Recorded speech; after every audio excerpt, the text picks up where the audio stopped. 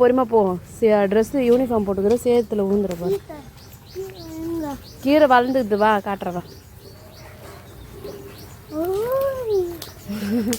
வளர்ந்துக்கிறாரு பேர். Water melon பொறுமையாக தான் வரும். கீரை தான் வந்து டக்குன்னு வளர்ந்துடும். அன்னைக்கு வந்து நம்ம கீரை வந்து விதை வச்சது வந்து சூப்பராக வந்து அழகாக முளைஞ்சி வருது. இது என்ன கீரைன்றத வந்து நல்லா கொஞ்சம் பெருசாக வளர்ந்ததுக்கப்புறம் அடுத்த வீடியோவில் சொல்கிறேன் ஃப்ரெண்ட்ஸ். சூப்பராக நம்மளோட கீரை அழகாக வந்து நல்லா முளைஞ்சி வந்திருக்கு. அப்பா தான் தண்ணி ஊற்றினாரு. அப்பா பண்டு கழுவுது.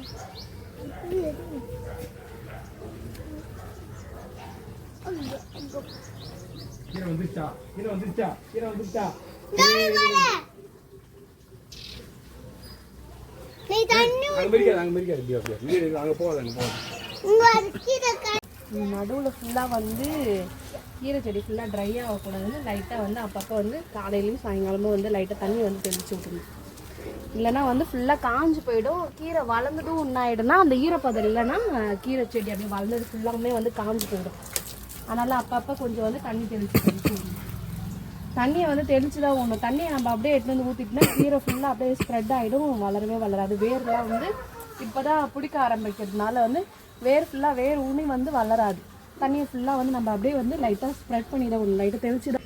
நம்ம விதைச்ச விதை எல்லாமே சூப்பராக தழைச்சி வளர்ந்து வந்துட்டு இருக்கு ஃப்ரெண்ட்ஸ். என்னோட ஹஸ்பண்ட் வந்து வேலைக்கு போயிட்டு வரும்போது ரோஜா செடி இப்போ வித்துட்டு இருந்தாங்களா, அதை பார்த்ததுமே வந்து சரி நம்ம தோட்டத்துக்கு வாங்கிட்டு போகலான்னு சொல்லிட்டு வாங்கிட்டு வந்தாங்க.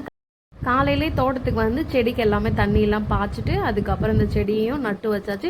அதே மாதிரி ரோஜா செடியில் இந்த பூவெல்லாம் இருக்கும்ல ஃப்ரெண்ட்ஸ், அந்த பூவை வந்து ஒரு 2 இன்ச்சுக்கு கீழே வந்து நம்ம கட் பண்ணிட்டு தான் வந்து நடணும்னு சொல்லுவாங்க. நான் வந்து நட்டதுக்கப்புறம் அப்படியே கட் பண்ணிக்கலாம்னு சொல்லிட்டு லாஸ்ட்டாக வந்து கட் பண்ணியாச்சு. ஏன் கட் பண்ணால் அப்போ தான் வந்து துளிர் நிறைய வந்து வைக்கணும்னு சொல்லிட்டு சொல்லியிருந்தாங்க. ஸோ நம்ம விதைச்ச விதையெல்லாம் அடுத்தடுத்து எப்படி நல்லா க்ரோ ஆகுதுன்னு அடுத்தடுத்த வீடியோவில் நான் போடுறேன் ஃப்ரெண்ட்ஸ். மறக்காமல் என்னோட சேனலுக்கு சப்ஸ்கிரைப் பண்ணுங்கள், லைக் பண்ணுங்கள் அண்ட் ஷேர் பண்ணுங்கள். பாய்.